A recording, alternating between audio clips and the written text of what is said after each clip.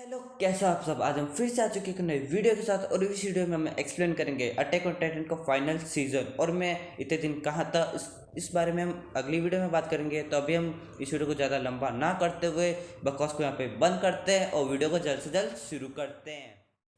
हमारा एपिसोड शुरू होता है और हमें बताते हैं कि थंडरस्पेयर के पास 2 उंगलियां कट के पड़ी हुई होती है और हांजी की गोद में लिया हुआ होता है, जिसकी हालत बहुत ख़राब होती है।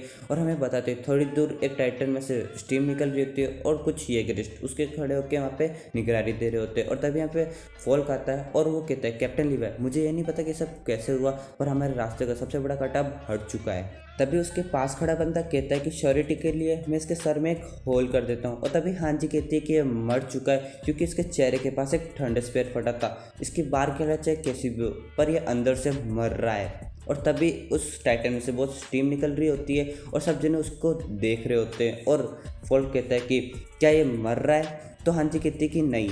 जब टाइटन मरते हैं या फिर वो डिसअपेयर हो रहे होते हैं तो वो इतनी स्टीम नहीं निकालते और देखते देखते वहाँ पे सुबह हो जाती है और वो पूरा टाइटन भाप में राख हो जाता है। बस उसकी हड्डियाँ बच जाती है और सारे येगरिस्ट उसकी तरफ गन पॉइंट करके खड़े हुए होते हैं। और तभी उस टाइटन के अंदर से ज़ीक निकलता है जो थोड़ा परेशान होता है और हैरान दिख रहा होता है। और हम देखते हैं कि मौके का फ़ायदा लेके हांजी लीवी को लेके पानी में कूद जाती है और वहाँ से भाग जाती है। और तभी फोक पानी के अंदर गोलियां चलाने लग जाता है, पर इसका कोई फ़ायदा नहीं था क्योंकि हांजी लीवी को लेके भाग चुकी थी। फिर फोक जिक के पास आता है और उसे पूछता है कि तुम्हारे साथ क्या हुआ।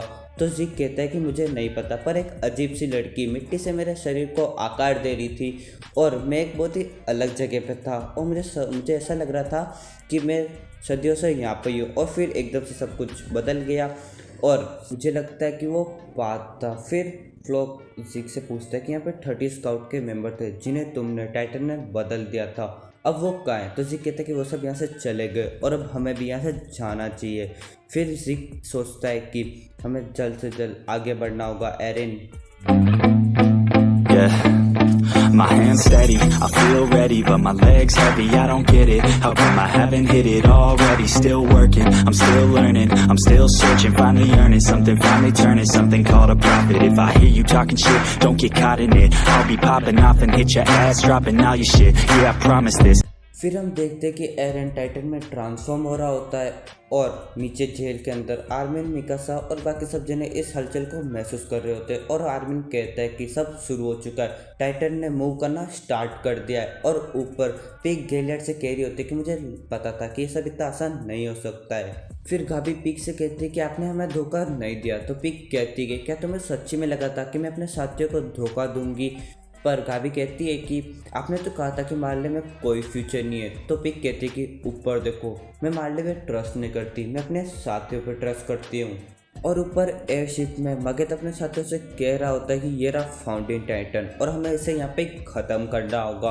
फिर हम देखते हैं कि उस एयरशिप में से बहुत सारे सोल्जर्स नीचे आ रहे होते हैं और वहाँ पे एक कैनन जैसी चीज़ भी नीचे आ रही होती है। फिर हम देखते हैं कि गैलियड पिक के हाथ को काट देते हैं ताकि गाबी उससे अलग हो सके। फिर पिक नीचे गिर जाती है और वो टाइटन में ट्रांसफॉर्म हो जाती है। फिर हम देखते हैं कि गैलियड और अटैक टाइटन के बीच में फाइट स्टार्ट हो जाती है और हमारा एरिन अपने हाथों को हार्ड कर लेता है और फिर वो गैलियड के ऊपर एक पंच करता है, पर गैलियड उससे बच जाता है और वो उससे दूर चला जाता है। और तभी मौके का फ़ायदा देख के पिक हमारी टाइटन बन चुकी है और वो अपने मुंह में गाबी को लेके चली जाती है।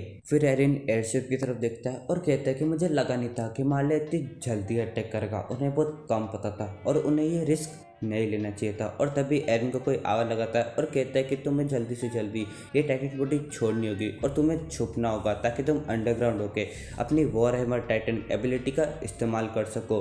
अगर तुम फाइट के लिए गए तो हमारे लिए बहुत बड़ा डिसएडवांटेज होगा।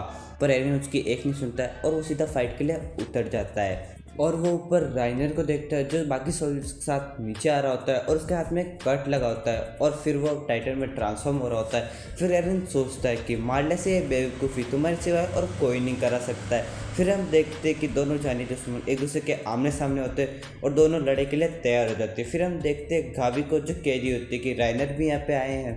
फिर हम देखते कि एरिन और राइनर लड़ रहे होते हैं और वो दोनों एक दूसरे के खून के प्यासे बन जाते हैं। फिर हम देखते कि पीक को जो गाबी को मार्ले के पास छोड़ देती और मार्ले का कमांडर गाबी से कहते हैं कि क्या तुम पागल थी जो दुश्मन के पीछे उनके देश चली गई।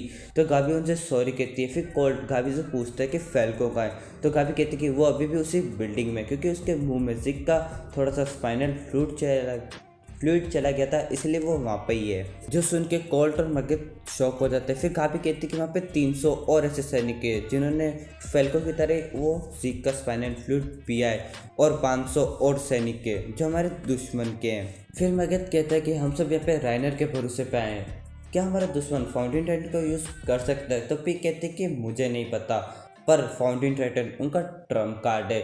पर मज़े की बात तो ये है कि अभी तक एरिन ने उसे यूज़ नहीं किया है, अगर वो चाहता तो वो कर सकता था। तो फिर मगध कहते हैं कि क्या फाउंटेन टाइटन की एबिलिटी को यूज़ करने के लिए कोई कंडीशन है। और तभी गाबी एयरशिप के उस दौर को याद कर रही होती है जो उसने सुना था कि जिक कह रहा होता है कि अब हमारे पास फाउंटेन टाइटन और रॉयल ब्लड टाइटन दोनों है। जो सुन के कोल्ट कहते हैं कि क्या जिक रॉयल ब्लड टाइटन है। तो मगध कहते हैं कि ये हो भी सकता है क्योंकि उसके पेरेंट्स इंडिया को रिस्टोर करने के लिए आंदोलन में जुड़े थे। फिर पीक कहती है कि जिक के स्पेशल पावर का लगता है यही सीक्रेट है, और अगर जिक और एरिन मिल जाते हैं तो वो दोनों फाउंटेन टाइटन का इस्तेमाल कर सकते हैं। तो हमें कैसे भी करके जिक और एरिन को मिलने नहीं देना है। और हम देखते हैं दूसरी तरफ राइनर और एरिन के बीच में बहुत फाइट चल रही होती है और एरिन राइनर के मुंह पे एक पंच कर देता है। फिर हम देखते हैं कि इन दोनों के बीच में फाइट चली रही होती है और तभी एरिन के पीछे घेलियाट आ जाता है और तभी एरिन अपने वॉरहैमर टाइटन की एबिलिटी का यूज़ करके पीछे स्पाइक उगा लेता है, पर घेलियाट उसे तोड़ देता है और वो कह रहा होता है कि तुम्हें कीमत चुकानी पड़ेगी मेरे टाउन को डिस्ट्रॉय करने की। फिर घेलियाट एक लात मारता है जिससे एरिन सीधा राइनर के पास जाता है और राइनर उसे कहते हैं कि तुम अकेले कोई खतरा नहीं हो और ये तुम्हारा अंत है। और फिर पीछे से घेलियाट भी आ जाता है और तभी एरिन अपनी पावर का यूज़ करके एरिन बड़े बड़े स्पाइक्स खड़े कर देता है और राइनर और घेलियाट को उसके अंदर फंसा देता है, जो स्पेशली वॉरहैमर टाइटन की एबिलिटी। और हम देखते हैं कि येगरिस एरिन की मदद करने के लिए आ रहे होते हैं और वो ठंडे स्पीड से दोनों टाइटन को वहाँ पे मारने का सोच रहे होते हैं। फिर हम देखते हैं कि गोली चलती है और वो सीधा एरिन के सर को चीर के निकल जाती है और ये गोली चल ही होती है पीक के ऊपर लगी कैनन से और पीक कह रही होती है कि बहुत बढ़िया। फिर हम देखते हैं कि घेलियाट और राइनर उस स्पाइक से निकलने की कोशिश कर रहे होते हैं और घेलियाट निकलने वाला होता है और तभी सारे एक दूसरे सोचते कि इससे पहले ये भागे, हमें इन्हें ख़त्म कर देना चाहिए। पर इसका कोई फ़ायदा नहीं था क्योंकि मार्ले उन येगरिस पे अटैक कर देते हैं और वो छुप जाते हैं। पर उन्हें क्या पता था कि ऊपर से एयरशिप से भी फायरिंग हो रही थी और बहुत सारे येगरिस वहाँ पे मारे जाते हैं। और तभी हम देखते हैं कि सब जने सोच रहे होते कि मार्ले ने इतने कम टाइम में इतना सब कैसे प्लान कर लिया। और कोई लोग कहते हैं कि अगर ऐसे सब चलता रहा तो वो हमसे फाउंटेन टाइटन को छीन लेंगे। और येलेना कहते हैं कि एरिन तुम बाकी जैसे नहीं हो, तुम स्पेशल हो। और दूसरी तरफ घेलियाट एरिन की तरफ अटैक करने के लिए बढ़ रहा होता है पर एरिन फिर से स्पाइक्स खड़े कर देता है, पर घेलियाट उन सबसे बच जाता है और वो एरिन की तरफ अटैक करने के लिए बढ़ रहा होता है। और तभी पीक के ऊपर लगी कैनन में से एक और गोली फायर होती है और वो सीधा वापस एरिन के सर को चीरते हुए निकल जाती है। और ये गोली और कोई नहीं, कमांडर मैगथ चला रहे होते हैं। और कमांडर मैगथ कह रहे होते कि यह कैसे पॉसिबल हो पाया है, तो सिर्फ विली टाइबर की मौत से, और दुनिया को एक नया हेलोस चाहिए। फिर हम देखते हैं कि राइनर अपने चेस्ट से वो स्पाइक्स को हटा रहा होता है और वो सीधे एरिन की तरफ बढ़ता है और एरिन के अंदर उस स्पाइक्स को डाल देता है और कहते हैं कि तुम अब हार चुके हो एरिन।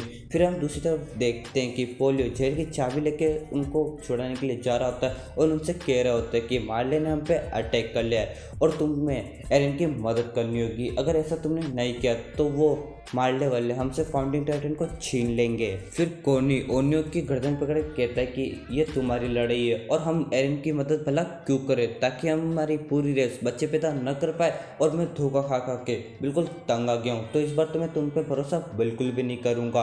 तो ओनियो कहता है कि अगर मैं येलेना की बात नहीं मानता तो वो मुझे मार देती। फिर हमें बताते हैं कि अरमिन कहते हैं कि हमें इसकी बात सुननी चाहिए। ओनियो सबसे कहता है कि मुझे वाइन और यूथेनेसिया प्लान के बारे में कुछ भी नहीं पता था।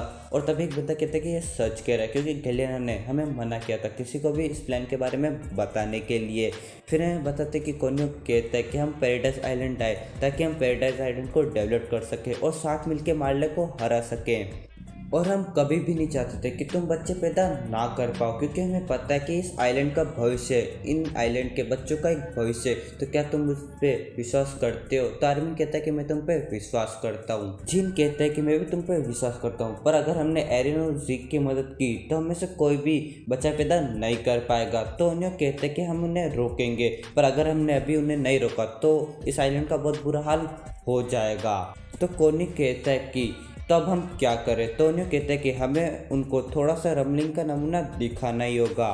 फिर अरविंद मिकासा से पूछता है कि तुम्हें क्या लगता है? तो मिकासा कहती है कि हमें एरिन को बचाना चाहिए, पर मैं ऐसा इसीलिए कह रही हूँ क्योंकि ये मेरी फीलिंग्स है, और जो एरिन ने कहा था वो बिल्कुल सच था। तो अरविंद कहता है कि क्या तुम्हें सच्ची में लगता है जो एरिन ने कहा था वो बिल्कुल सच था? और एरिन क्या ये सच्ची में करना चाहेगा कि हमें से कोई भी बच्चा पैदा ना कर पाए? मुझे नहीं लगता कि ऐसा वो कर पाएगा। तो जीन कहता है कि हाँ मुझे भी नहीं लगता है, पर वो कर भी सकता है। फिर कॉर्नी कहता है कि वो ज़ीक और येलेना से क्यों मिला? तो आर्मिन कहता है कि मुझे लगता है कि वो उनसे इसीलिए मिला ताकि वो रमलिंग को स्टार्ट कर सकते और पूरी दुनिया को बता सके कि पैराडाइज आइलैंड कमज़ोर नहीं है, और अगले 50 सालों तक कोई भी पैराडाइज आइलैंड की तरफ आँख उठा के भी ना देख सके। फिर दूसरी तरफ हम देखते कि एरिन चिल्ला रहा होता है